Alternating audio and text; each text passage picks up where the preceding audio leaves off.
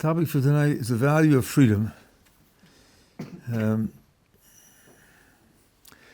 are a lot of tricky, difficult questions about freedom, when one person's freedom impinges on another person's freedom, and how freedom is related to other values and so forth and so on. I'm not going into it tonight. I want to focus on one question, which is, on the one hand, very abstract, philosophical, on the other hand, has important consequences for what we do about pursuing freedom, supporting freedom, and evaluating freedom. The question is, what kind of value freedom has? I'm assuming that freedom being valuable is not in question. I suppose one could question it and debate it, but I'm not going to do that tonight. But one way of dividing up value into categories is this. Some things are valuable as ends, and some things are valuable as means to ends, and some things are valuable as both. So, for example, let's take money. For most people, one might even say for all normal people, money is valuable as a means to something else. People don't want money just to have money. If you have a lot of money, let's say 100,000 $100 bills, you don't put them in a museum in your house and show them off to people. You use the money to buy things. Money has extrinsic value. Strength, bodily strength, is valuable because the things you want to do, and without strength you can't do them. Whether it's play football or rearrange the furniture or climb a mountain, without physical strength you can't do them.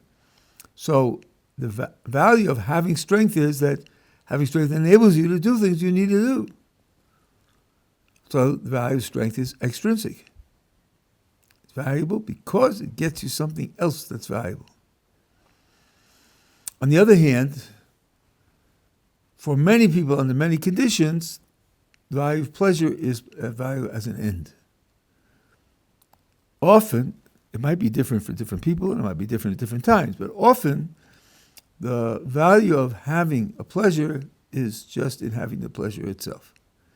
So let me illustrate this by a little dialogue. So-and-so is working and saving money. You say, why are you saving money? He says, to buy a house. Aha. Why do you want to buy a house? There are lots of different reasons why people buy houses. Some buy them to live in, some buy investments. So I want to buy a house to live in.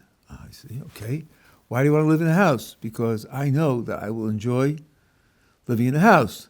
And why do you want to do what you enjoy? At that point, I think he's going to lose his patience. Why am I going to do what I enjoy? Gee, I'll try to think of a reason. How about the fact that I enjoy it? Isn't that reason enough to do it? Again, not always under all conditions, but often the end of the chain of why is because I'm going to enjoy it and I want to do what I enjoy. End of story.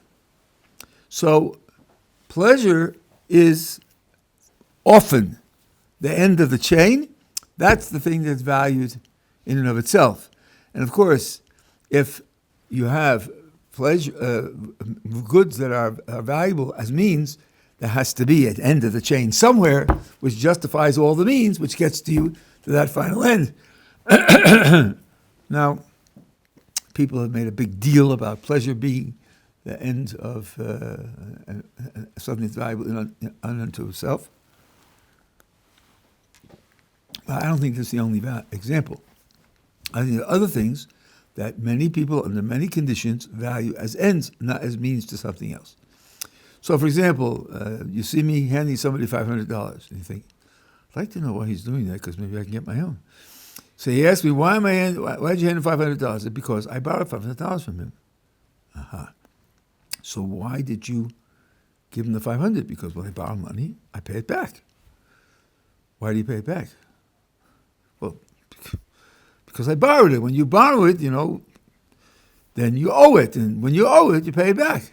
Well, why do you pay back what you owe? why don't you go have a coffee or something, and leave me alone. I owe the money, and therefore I have an obligation to do it. So I do it. I do it because I'm obligated to do it. And it might very well be that that's the end of the story for me on this occasion. Not on all occasions. You can imagine all sorts of reasons why people do what they're obligated to do, to get a good name, to be trustworthy, to sleep well at night. You could imagine that. They're all genuine. They're all correct. But there are also times and circumstances where doing what you have an obligation to do is the end of the story. The third type of end, so something that's valuable as an end, which I think should be put on the table, just to dilute the blind, knee-jerk attachment to pleasure and only pleasure as a possible end. He asks the person why he's doing what he's doing, so I'll tell you why. I'm a certain age, I've had a certain amount of experience, I see how people live, I see how people's characters differ from one another, and I decided for myself that I want to be this kind of person. Generous, courageous, and trustworthy. Those are the things which seem to me, for my development, I'm not talking about how anybody else should develop, seems to be very important for me. And I have a picture of that kind of person. I'm trying to make myself into that kind of person. So he says, well, why those values? Why not other values? And the answer is, that's what strikes me as important. I'm not saying it's important because I'll be elected president or I'll become the CEO and I'll earn a lot of money. No, it just seems to me, for me to be important, it's important to be that way. So I'm working to make myself into that kind of person. Becoming that kind of person, for me, is a goal unto itself. It's something that's valuable as an end, not doing it for any other purpose. So you have some things like money, which are means. You have things like pleasure and obligations and personal ideal, which are valuable unto themselves. And then you can have something which is both. Let's say you're in university and you're taking a course in the symphony. And there's going to be a test next week on Mozart's Jupiter Symphony. You'll have to recognize themes and explain how it's constructed and so forth and so on. And you're listening to that symphony. Somebody asks you, why are you listening to the Jupiter Symphony? And you say, well, there are really two reasons. First of all, it's a great symphony. And I enjoy listening to it a lot. And second of all, I'm preparing for next week's exam, so that I'll be able to, I know it well, and I'll be able to do well on the exam. So in this case, listening to the symphony, or the pleasure of listening to the symphony, is a good, which is an end. It may very well be that even if there weren't any exam, he would listen to the symphony. And on the other hand, listening to the symphony as preparation for the exam is an end, and it may very well be that even if he didn't like it, he would listen to it in order to pass the exam. So here's something that has both intrinsic and extrinsic value. So now, as I said, we have three possibilities for anything that's valuable. It's either only intrinsic, only extrinsic, or both. Now my question is, what kind of value does freedom have? Does it have only intrinsic, or only extrinsic, or both? And the answer that I believe is correct and that I want to defend is that freedom has only extrinsic value. Freedom is like money. Freedom is important and valuable because it enables you to get other things that you want. But there's no value in having freedom just to have the freedom.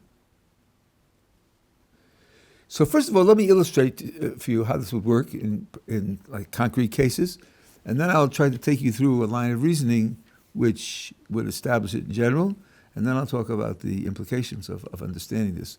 Talk about what the Torah sources say about it, and I'll talk about the implications for understanding it. Here you have George, who has been in prison for 16 years for some sort of crime that he committed. And there have been people trying to work to get him out and to get him released. And it's an uphill battle. Finally, after 16 years, they succeed. And they come to George's cell and they say, George, this is your lucky day. Today, you're getting out. Your whole life is ahead of you. And there's, you'll be free. And he says, you're too late. Why are we too late? Because I just got the diagnosis from the doctor, a condition that I have. I'm going to be dead in 3 hours. And he says, don't bother unlocking the cell because I have nothing to do. There's nothing I can do in 3 hours. Nothing I want to do in 3 hours. So you might not as well unlock the cell. I'm going to sit here anyway. Now, if that example is plausible to you, if what George is saying is something you can understand, then what you're saying is unlocking the cell, which makes him free, doesn't benefit him at all. That's why he doesn't care whether you unlock it or not. If he had 20 years ahead of him, unlocking the cell would be gold. He'd get out of the cell and live his life.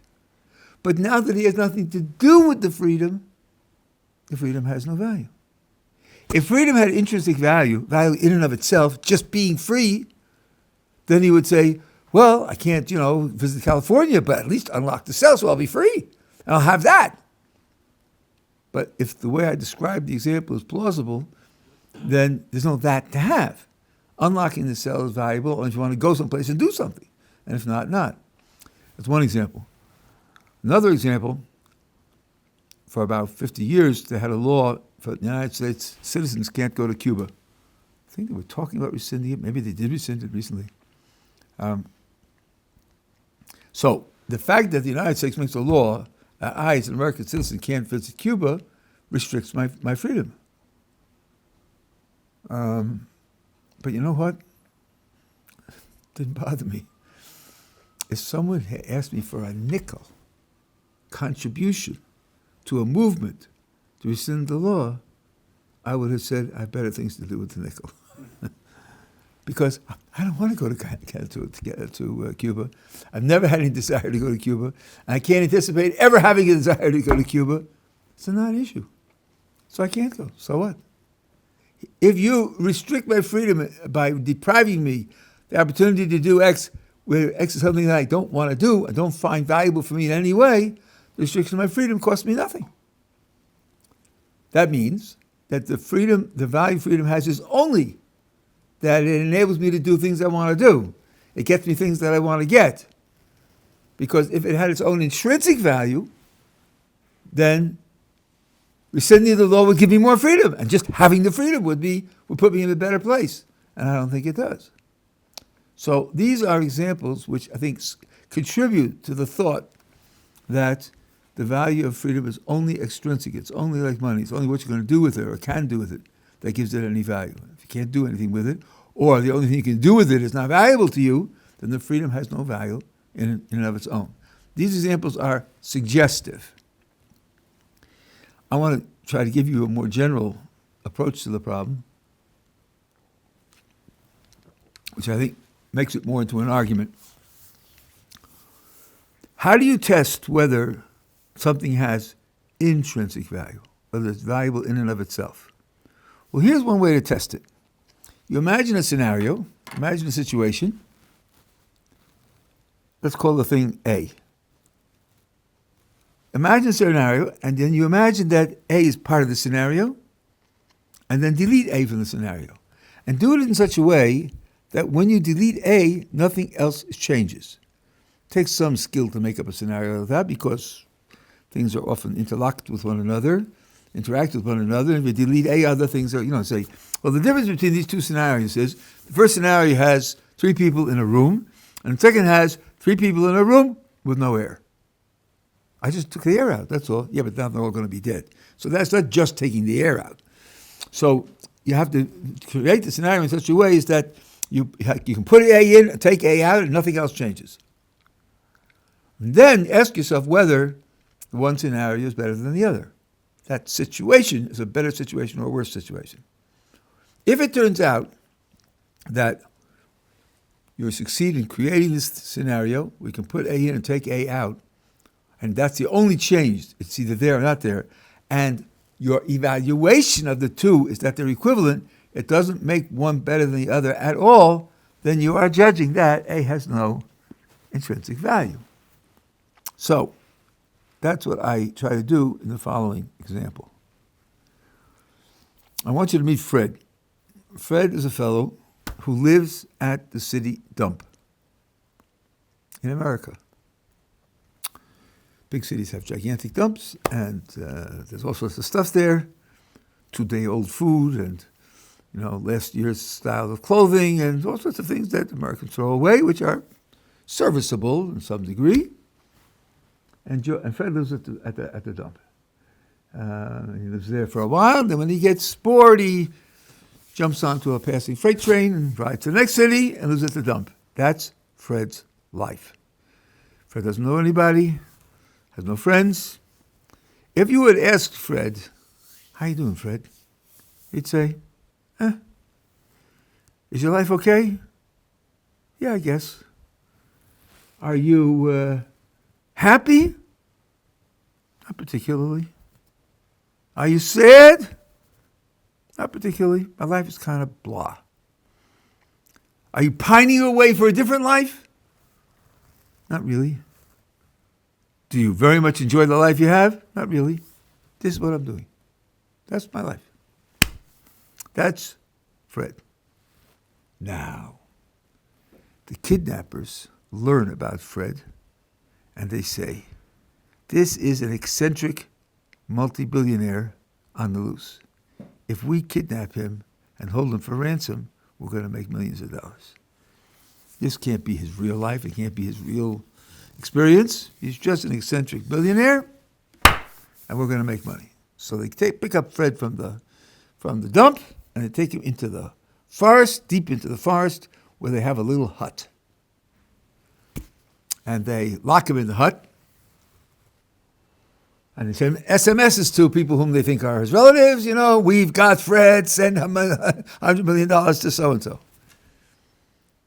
Now, how do they treat Fred in the hut? Well, they feed him their 1 or 2-day-old leftover food, and he's there for weeks and weeks. And when it gets cold, they take a pretty much worn-out coat from last year and throw it into the hut for him.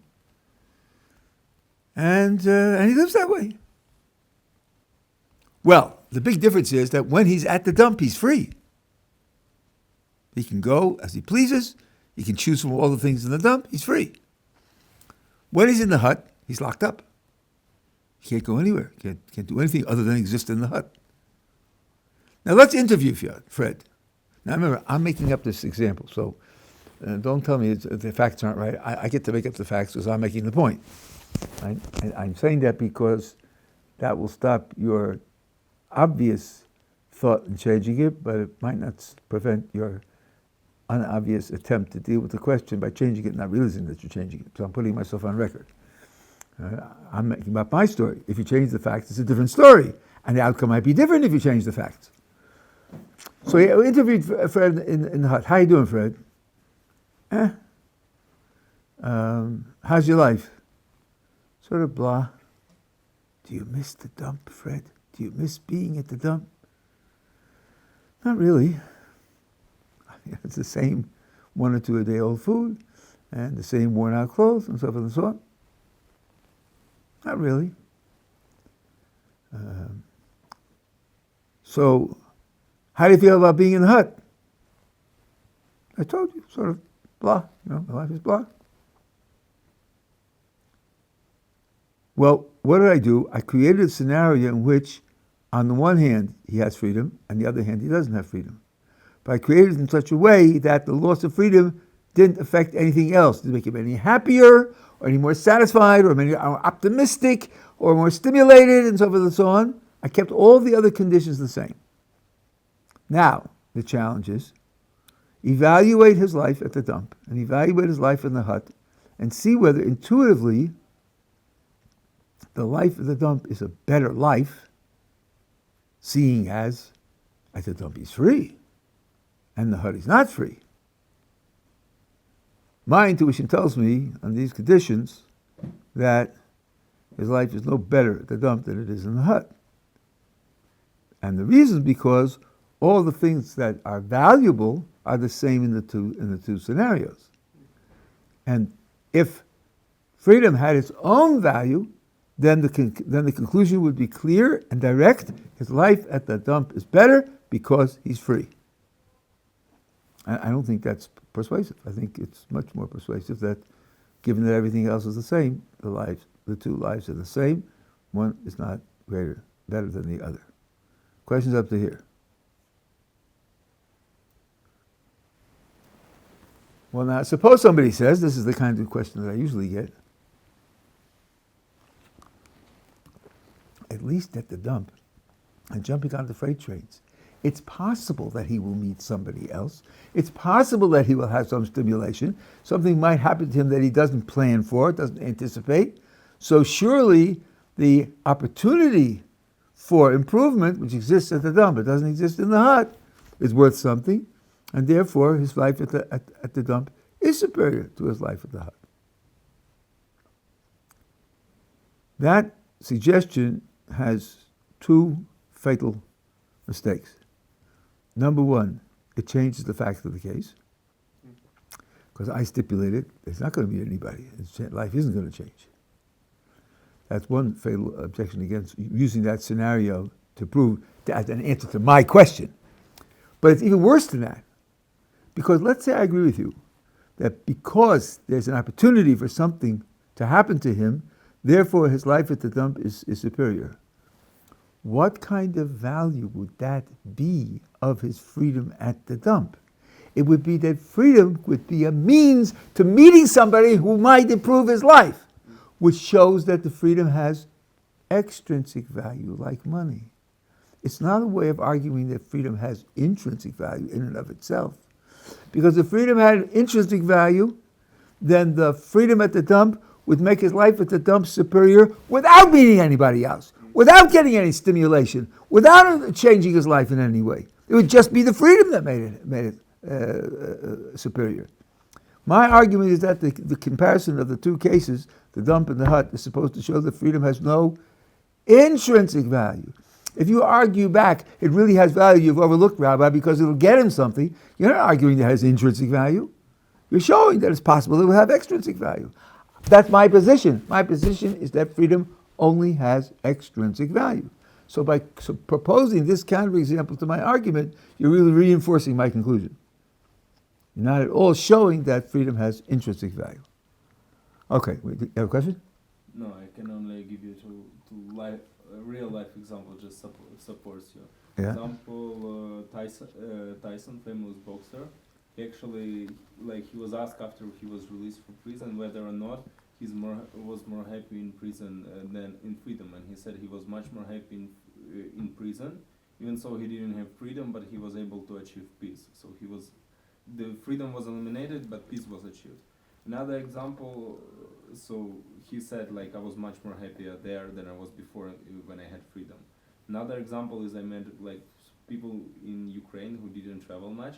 When the war started, a lot of borders opened for them, and but at the same time even though they were not happy with their life, they were not ready to move forward. So this freedom didn't get them anywhere. The options arose, but it didn't change the scene. Okay, I appreciate the examples, but I'm not sure they're addressing exactly the point that I'm making. With the boxer, the freedom for him apparently had bad consequences. Yes. And the loss of freedom in prison had good consequences. That doesn't address the question as to whether, in addition to having consequences, freedom also has intrinsic value. Something can, after all, have both kinds of value. It's not one or the other. And that question isn't directly addressed. I think the same thing is true in the Ukraine example. There you're talking about consequences of having freedom and the consequences of not having freedom. My point is, I think all of the discussion about the value of freedom is in the consequences. And I think that my responsibility was to show that there's not an additional feature called intrinsic value. That's what I was trying to show with my argument. Yeah. I was going to see if I'm understanding this correctly. So, if you have freedom, but you don't make any active decisions to take advantage of take the advantages of that freedom, then it doesn't have any value because it exists. But if you go into another state like the prison, there's no change. So, it can only have value if you use it in a certain way. It doesn't have value in and about itself. I think that's exactly what I'm trying to say, that it has no value in and of itself. Just being free isn't more valuable than being not free. It's being free and giving you the opportunity to do things that you want to do that gives it value. And then the value of the freedom is the value of the things that you want to do with it. That's exactly right. Now, Jewish sources support this idea, some very directly and some indirectly. First of all, we think we have two holidays that are sold as Jewish anticipations of liberté, égalité, fraternité, if you like the French, or the Declaration of Independence. They are Hanukkah and Pesach. Well, in Hanukkah and Pesach, we became free. In one case of Hanukkah, we fought for our freedom. In the case of Pesach, HaKadosh Baruch Hu gave us the freedom. But it would be very hard to take the existence of those holidays as a basis of a principle that the creator of the universe is in favor of freedom and thinks freedom is an important value or important condition for people to be in. First of all, only once in the history of mankind, according to our sources, did the creator engineer freedom through massive miracles. And that was taking us out of Egypt. Slavery was practiced almost universally in the ancient world, and is practiced even today. I'll leave out the names, you can look it up. And another occasion, was there any spectacular divine activity to free slaves from slavery? And in addition to that, if you take a look at Jewish history, the amount of time the Jewish people has been in a condition of freedom, where freedom means freedom and self-determination, is a considerable minority of the history of the Jewish people. In terms of the political freedom, until the rise of the State of Israel, you had Exodus for about 1900 years. Before that, there were 70 years in Babylon. That means the majority of Jewish history, we didn't have political freedom and self-determination. And in many of those cases, we were enslaved in physical terms for centuries. So if God is committed to Jewish freedom, it's not a consistent absolute freedom at all. So the idea of Hanukkah and Purim being the pillars on which a Jewish principle of the universal value of human freedom is built, it seems to be very, very pale. In addition to that, when you think of the purposes of the achievement of freedom in those two cases, I think you can see right away that nothing like universal human freedom is what's implied. The last sentence in the third paragraph of the Shema is, I am Hashem, your God, who took you out of the land of Egypt to be your God. I didn't take you out of Egypt because slavery is evil.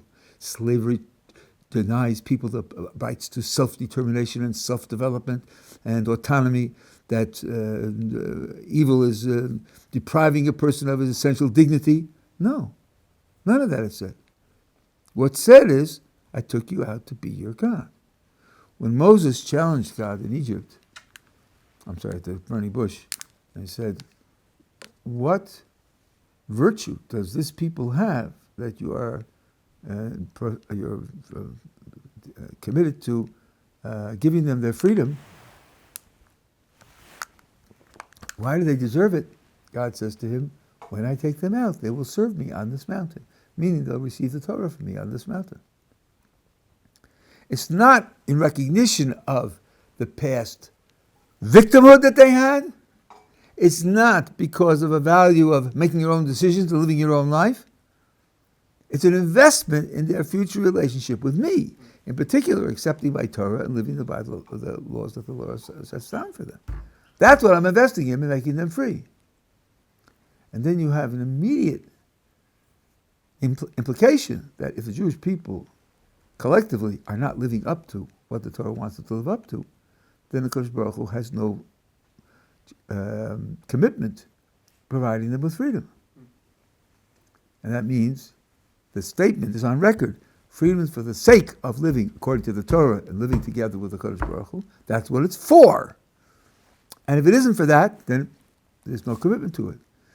Same thing's true with Hanukkah. So we fought against the Greeks and Hellenized Jews to clean the land of the kinds of abominations that they put in. And they slaughtered pigs in the temple, which, by the way, if I understand history correctly, is not that they did that, what we call the hachas, just to thumb their noses at the Jewish people. Pigs were commonly used for sacrifices throughout the Near East. Indeed, in more ancient times, they say that we can recognize a Jewish settlement by the fact that there were no figurines and no pig bones. So they sacrifice pigs there because that's what they do. Right? The Maccabees and their followers fought against the Hellenists and the Greeks and defeated them and re-established the temple. Now suppose you imagine a Jew, a Hellenized Jew, who carries a protest sign outside the place where the Maccabean king is resident. It says, "Freedom! Freedom!" Freedom for what? Freedom to sacrifice pigs in the temple. Or our temple. We'll make our own temple and sacrifice pigs. What are the Maccabees going to say? Are they going to say, yeah, we fought for freedom, and we believe in freedom, and if you want to sacrifice pigs to Zeus, go right ahead, we have no complaints, it's a free world. Absolutely not.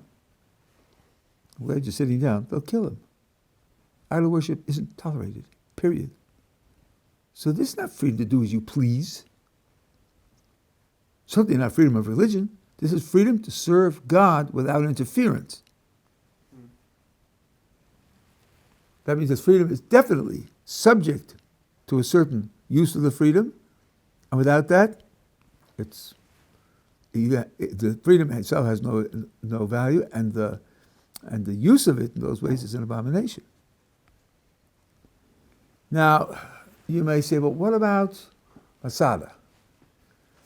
Masada, according to the historical sources that we have, including Josephus, there were about 1,000 people there, and the Romans slaughtered them. Why were they there? Weren't they fighting for freedom? Wasn't their principle freedom or death? Didn't they seem to believe that freedom is a value that without which there's no point in living? Doesn't that sound like a commitment to freedom of being of extreme intrinsic value? So there are two problems with that thought. Number one, the fact that something has very great value doesn't mean that its value is intrinsic. There is a confusion in people's minds. Extrinsic value, like money, is somehow inferior, not genuine, not important. And intrinsic value, like happiness or pleasure or morality or ideals, is important, major, significant, having a great deal of value. But that's simply wrong. There are extremely important extrinsic values, and there are trivial intrinsic values. Imagine a deep-sea diver who's wearing a helmet which gets oxygen from a machine on a boat on the surface of the water, which you have.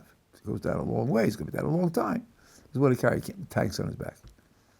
And there's a guy there operating the machine. What does he do? He's providing the diver with oxygen. That's only extrinsic. The oxygen keeps him alive. Otherwise, there's no point in it.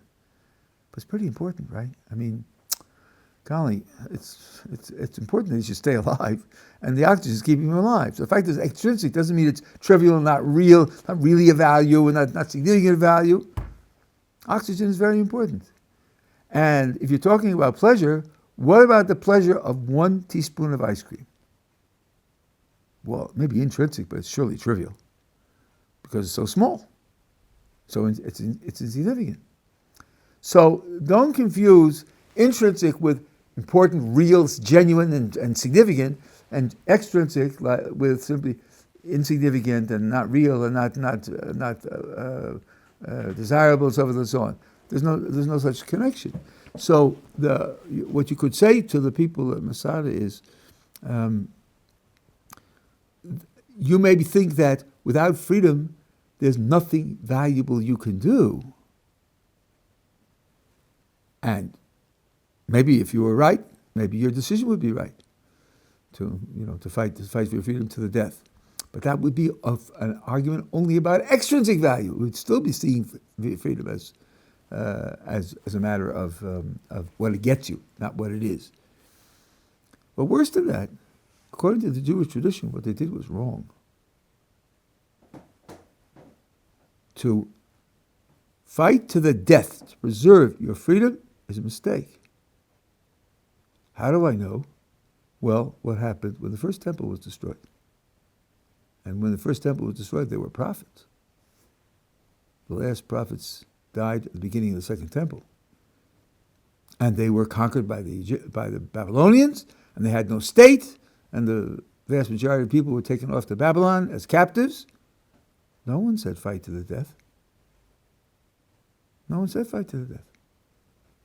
Of course, your practice of Judaism is compromised greatly when you are defeated in war, when the temple is destroyed, and you are removed from the land of Israel, and you are captives. It definitely is defeated. Great. It's defeated great. But it doesn't mean that it isn't worth it. Whether it's worth it or not, it would depend upon whether HaKadosh Baruch Hu said, when your freedom is threatened, fight to the death. And he didn't. He said there are certain things that you have to die for, and this isn't one of them.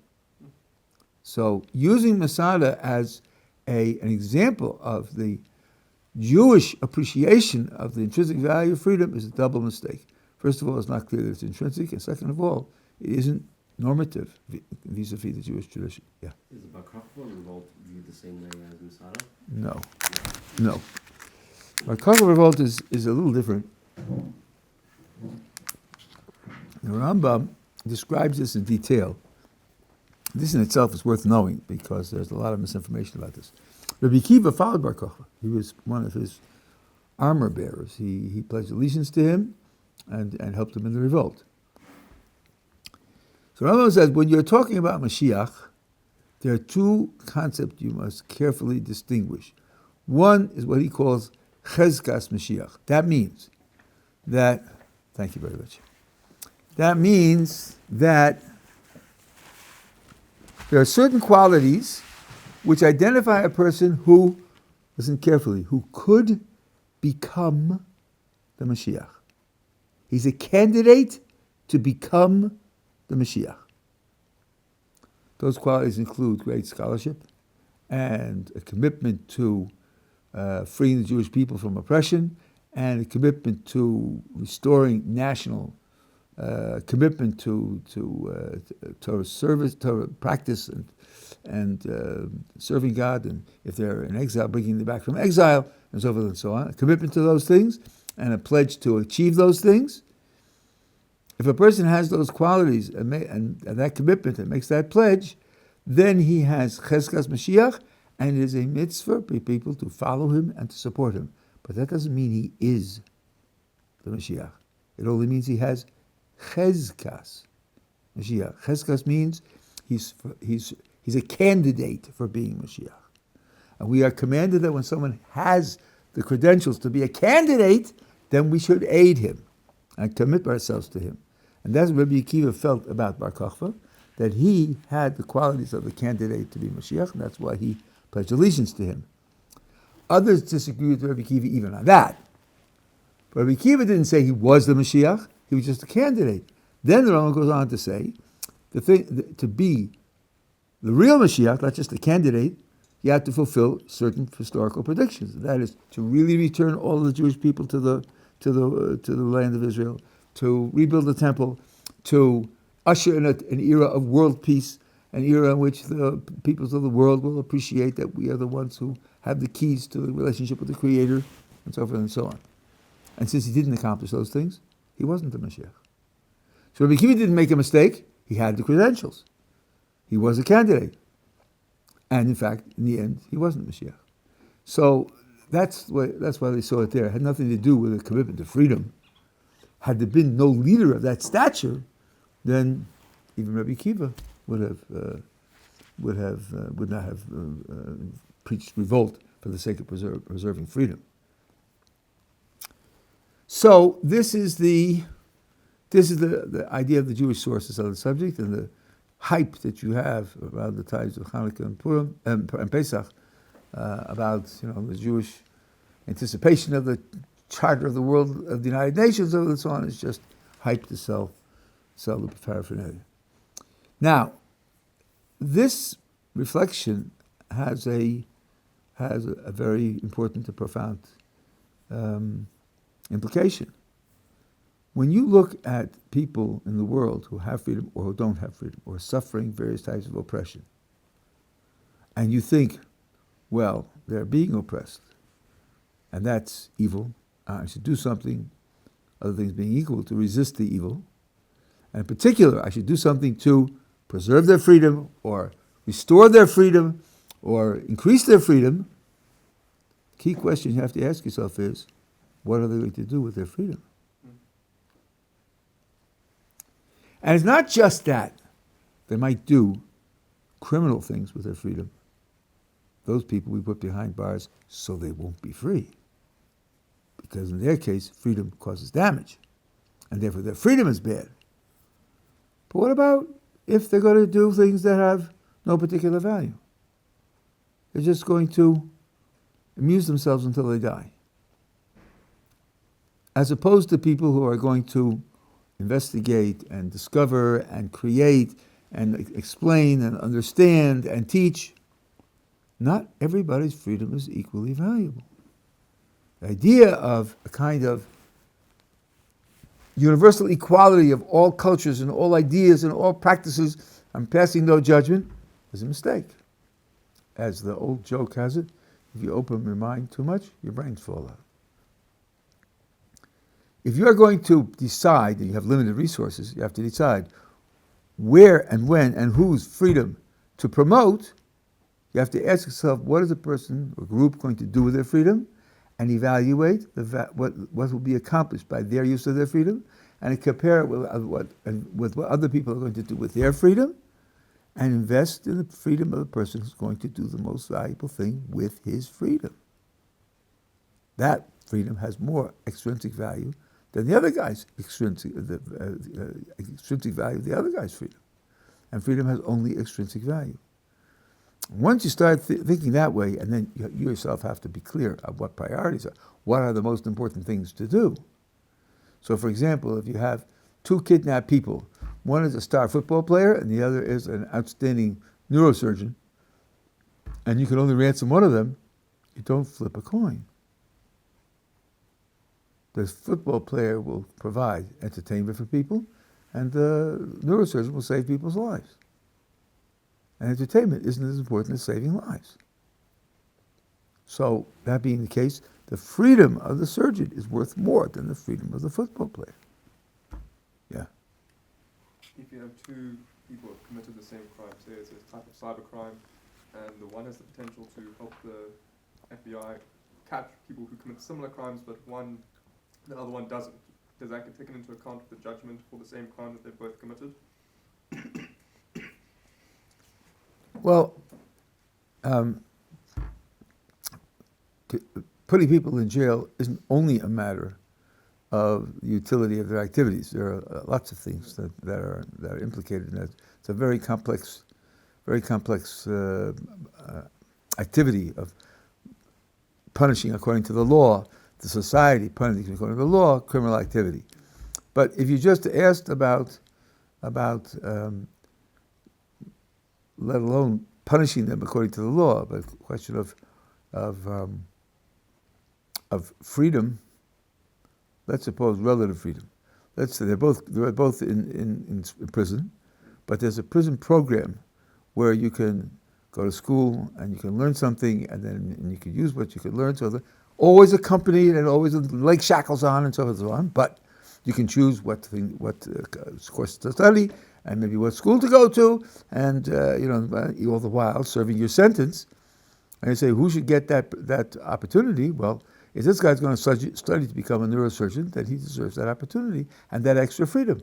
And the other guy says, what I'm going to do is go play pool at the local pool club, then it's not the same investment. So the freedom wouldn't be equally valuable. Yeah. Yeah, I've noticed when it's quite common to call people who are not religious, we call them fry, which means free.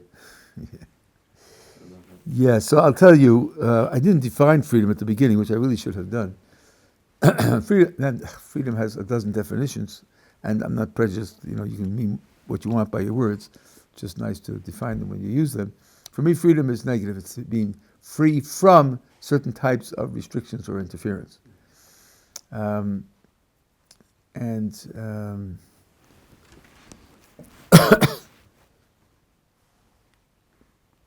Sorry, say what you said again? Yeah, but someone who's not religious. Oh, yes. Common to call them fry. Yeah, so in Hebrew, you have at least 3 different words which are associated in the dictionary with freedom.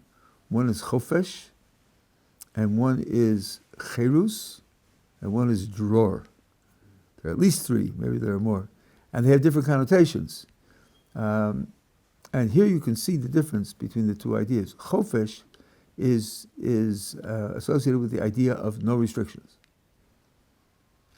No restrictions. Ba'mesim chofshi. The verse is associated with death. Yeah, when you're dead, you have no restrictions.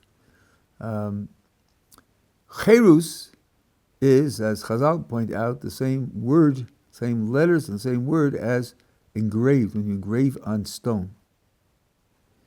So what we described, what we achieved at Chanukah, on Pesach, was cherus. Zman cherusenu, we call it.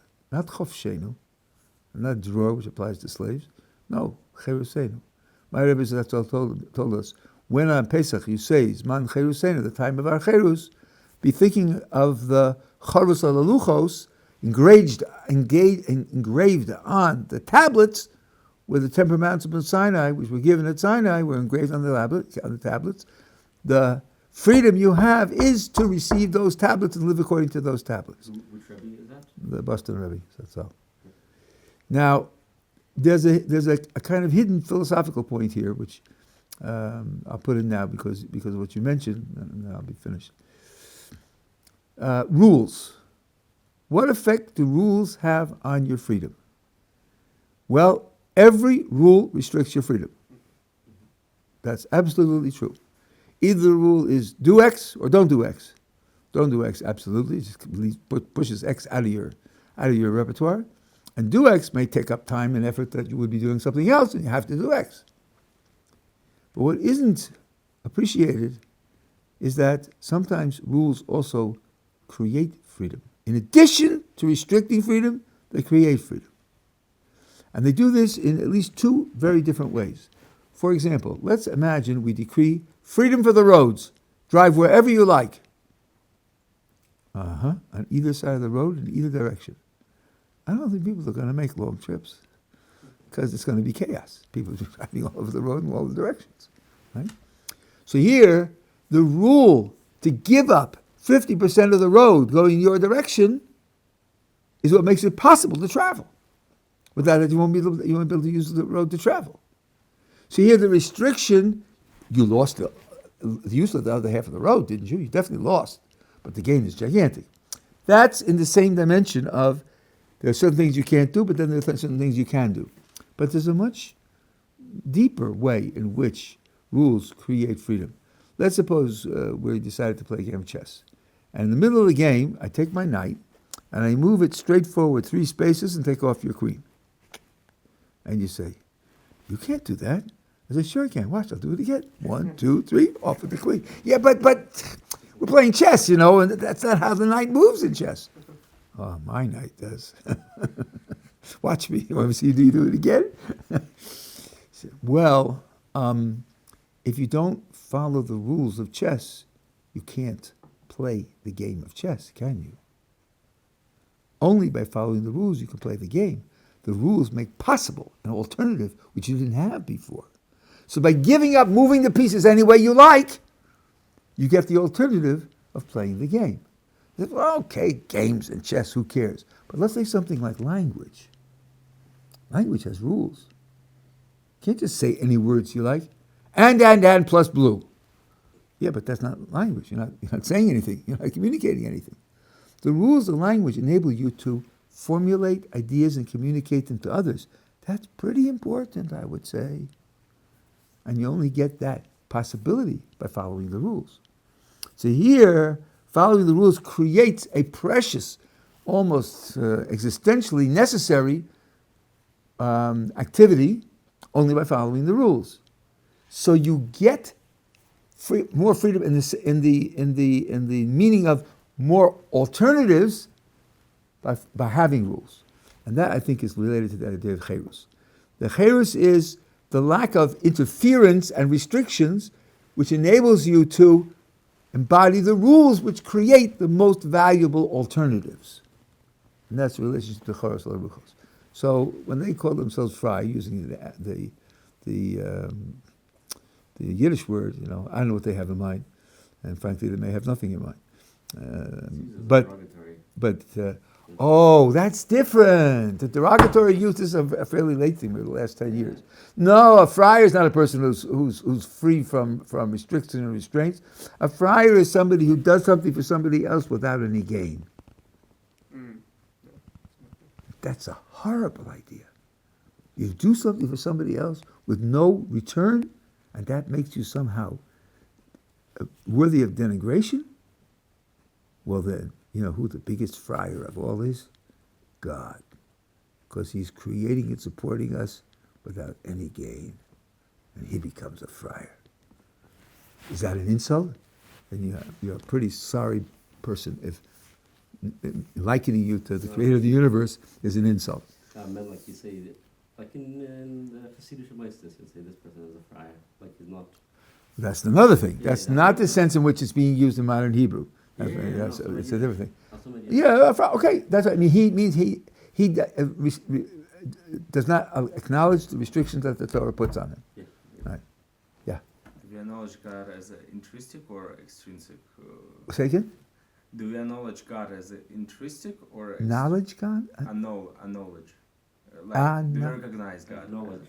To acknowledge. There's a K in there. To acknowledge God. Well, let's see. I guess it's both. Knowing the truth, recognizing and accepting the truth is an intrinsic value.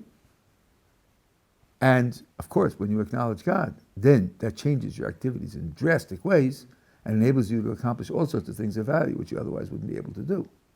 So I would say, like listening to music, it's both intrinsic and extrinsic. Yeah. Okay. Good job.